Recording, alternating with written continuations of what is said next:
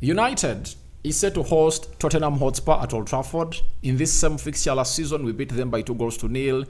I think it was Bruno Fernandes and Fred. And in the first half, we went ahead to dominate it, and we never went ahead to score any goal.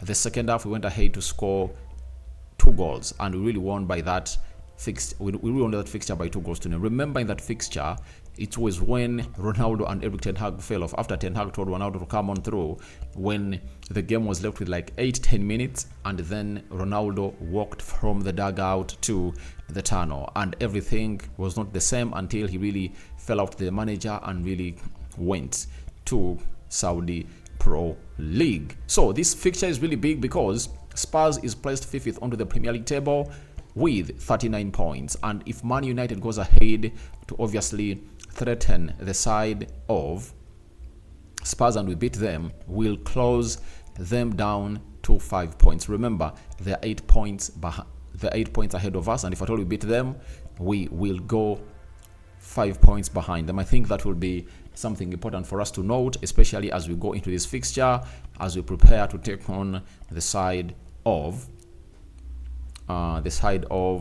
Tottenham Hotspur. Spurs are really having 2 players in.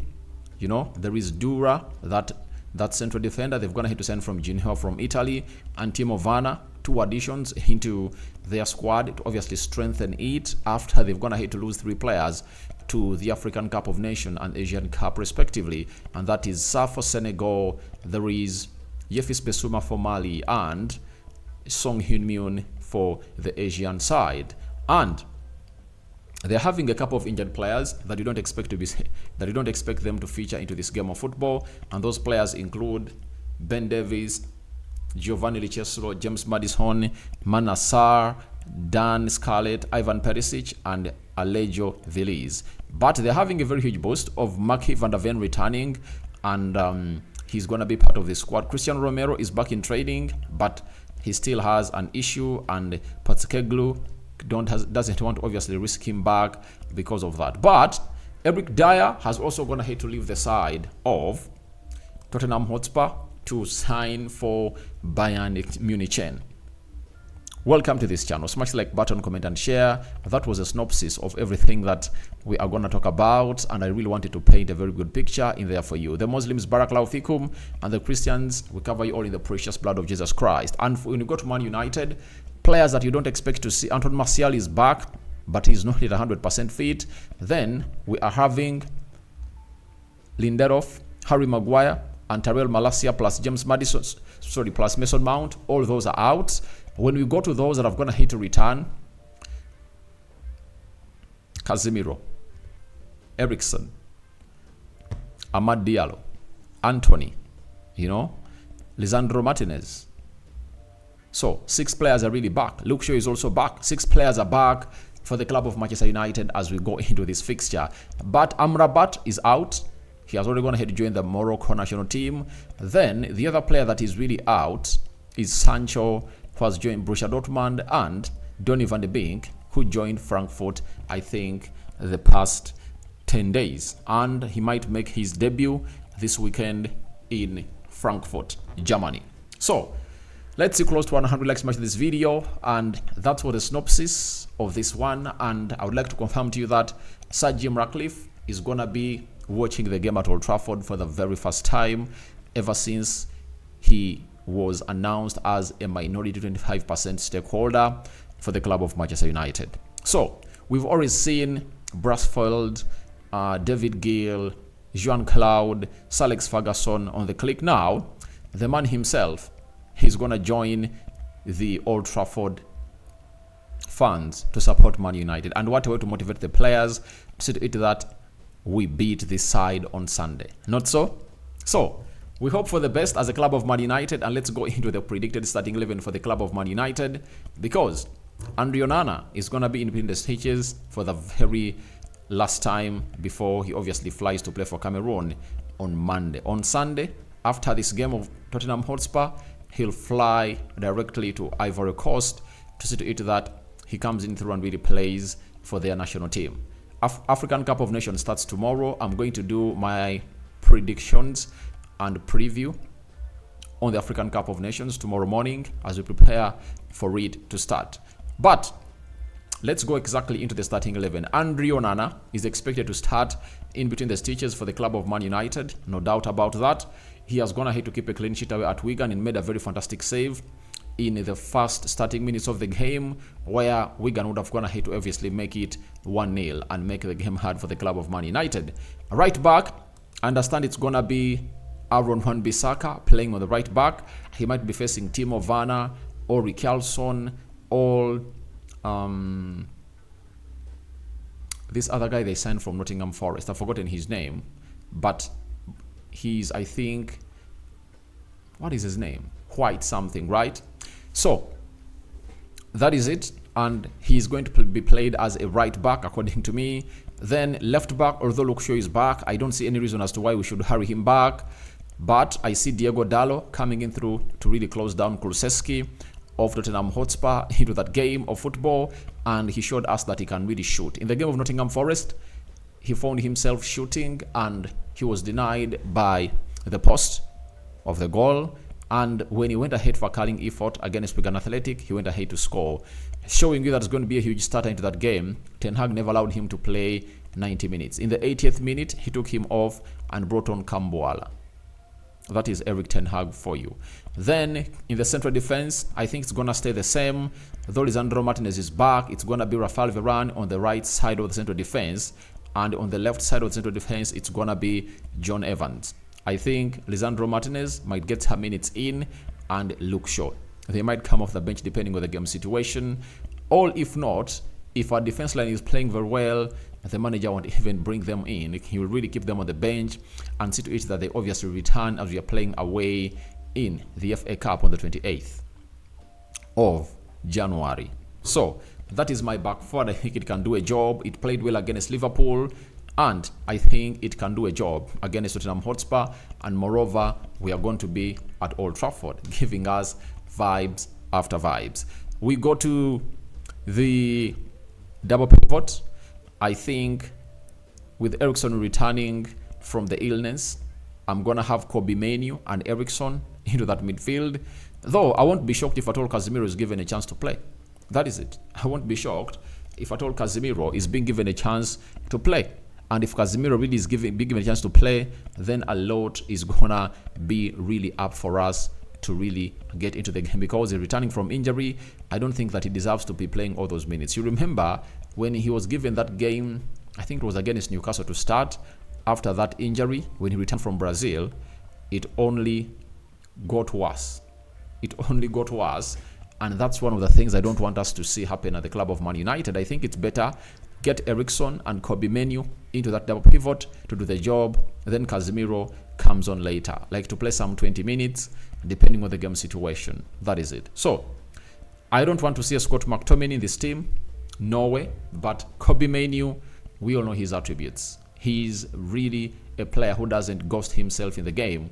He's always available, and he's being given that ball to receive it and obviously pass it. And when having Eriksen and Kobe Mainoo, you enjoy what we call lion possession of the ball, because you can build it well from the back, and that will result into Man United getting to where we deserve to be, especially into this game of football. Because if Spurs are having Bentancur, Højbjerg in that midfield, I think we can really do a job. We can really do a job against them. Yefis Besuma is out. Munasa is out, so it shows you that he's not gonna have those players. I'm talking about Ange Postecoglou, and he needs to obviously elevate. Bruno Fernandes coming through as a central attacking midfielder for the club of Man United in this tie, because he's really great, and I really enjoyed the penalty. He really went ahead to gate, and it was really very important to note that everything really went on the right way, because he was really composed. I really want more of that composure. I want to see his passes as he connects the midfield to the attack a lot, because when you're having Eriksen and Kobe Mainoo, you 100% anticipate that everything is going to go on as planned. That is it. Then right wing, there is a lot of debate onto this position. Why? Amad Diallo is back. Anthony, a favorite of the manager, is back. And Garnacho is really making news while playing onto that side. You saw to it that he played very well. He brought in a very beautiful cross that Rasmus Højlund headed and was denied by the crossbar. You know, he had some other efforts at goal. He had like 4 shots at goal. That is Alejandro Garnacho.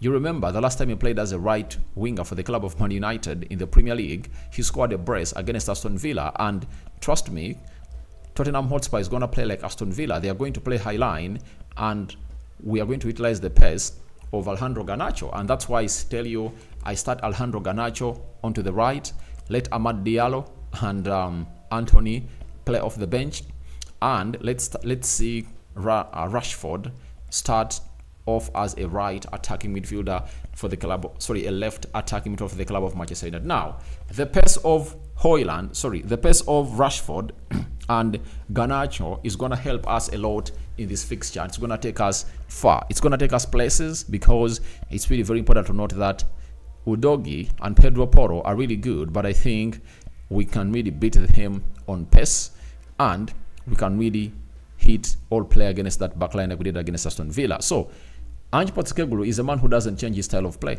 That is it. So I think that those wings will be really very, very effective. And guess who I expect to lead the line? It's going to be none other than Rasmus Højlund. For Rasmus Højlund, he missed out on a hat-trick of chances as he played against Wigan, and this is a kind of game that we anticipated that he should score his second Premier League goal because of the style of play and the players that we are having returning from injury, meaning that creativity is gonna really improve. And I'm gonna hate to see to it that by the time we entered the new year, you saw to it that Garnacho, Bruno Fernandes and Rashford are trying to read Rasmus Højlund like a book, and you see to it that they are trying to involve him into the game a lot, and I would love to see that happen a lot as we are playing the side of Tottenham Hotspur. When we go to Rashford is really having some good form.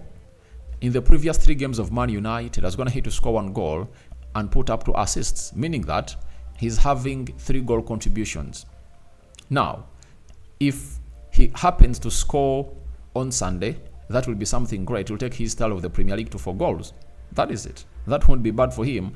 And all we need to see is that Rashford gets back to his goal scoring abilities, because he helped us last season a lot, and we need those wide forwards to score goals. When we see to it that Rasmus Højlund is struggling to obviously kill off chances like against Wigan, all we have to do is get our wide forwards in, score those goals, and the rest will be history. But if Rashford starts to put in assists and goals, the same applies to Garnacho, and Rasmus Højlund starts to score, that means our front 3 will have gone ahead to get complemented, and we will be doing lots and lots of things at the club of Man United. So that is the starting 11 that I've gone ahead to predict as a fan of Man United, and I don't know what your thoughts are about it, but go into the comment section and tell me exactly what your thoughts are about it, because it's really very important to note onto that. Now, let's go to the head-to-head stats provided to us by Google. 1. None of the last 17 Premier League meetings between Man United and Tottenham Hotspur at Old Trafford have finished level, with the Devils winning 13 of these. So 17, we've gone ahead to win 13, and we've gone ahead to lose 4 to Spurs, and I think we command a very huge respect to obviously beat them at Old Trafford again. Tottenham Hotspur. Secondly, Tottenham Hotspur are looking to complete their first league double over Man United since the campaign of 1989 and 1990 campaign, having won 2-0 at the Tottenham Hotspur Stadium in the reverse fixture in August. So we'll wait and see how that pans out. Thirdly, no team has won more games home against an opponent in the Premier League history than Man United. Is 24 against Tottenham Hotspur, level with Arsenal against Everton. You've gone ahead to know it very well that we've gone ahead to obviously cause a lot of trouble to this team. Thirdly, no team has won more home games against an opponent in the Premier League history than Man United. Is 24 against Tottenham Hotspur. Sorry for the repetition. Fourthly, Manchester United have lost 9 of their 20 Premier League games this season, as many defeats as they suffered in the whole of last season. There have been just 4 Premier League campaigns where they've lost 10 games. 2013, 2014, 2015, 2016, 2018, 2019, and 2021, 2022, with 2015, 2016, the only ones of those where they didn't change their manager during the season. So it shows you that we've had some bad seasons ever since Ferguson was gonna hit to leave, and we've gonna hit to lose 9 this season. Very bad in total altogether. Now, lastly, Tottenham Hotspur have scored in each of their last 32 Premier League games, the longest ongoing run of any side in the competition. It is Spurs' joint longest scoring run in their league season or history, also scoring in 32 in a row from April to December 1949 and February to November 1962. So when you look at everything that's going to hit, obviously pan up, I think we have a very good go to beat Spurs. You know, it's the time for us to launch our ambitions to obviously get the 4th slot.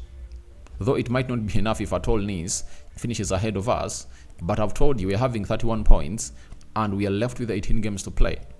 18 times 3, those are 3 points. That takes you to, that is 54 points. Meaning that if we can gather 40, if we can lose 10 and gather 44 points, we'll be around 75. If you're having 75 points, you can really be in the top 4 of the Premier League, hence qualifying for the Champions League. And if Ten Hag does that, his job is going to be really safe. And this is the first game of football that we are facing a Premier League team this year. Because the other game was played on the 31st, not so, of Nottingham Forest. So my prediction, 3-1 for the club of Manchester United, but I know we have a lot of job to do as the club of Manchester United. Richarlison is on fire. They're having Kulusevski and very many other players, but I know this is Old Trafford and they are going to test the wrath of that crowd that is going to be hostile for them, and we anticipate that all is going to go well for the club of Man United. May the living God bless you abundantly. Rokan David remains my name. I sign out for now. See you later. The Muslims Barakallahu Fikum. Your predictions are welcome in the comment section below. Ciao, ciao.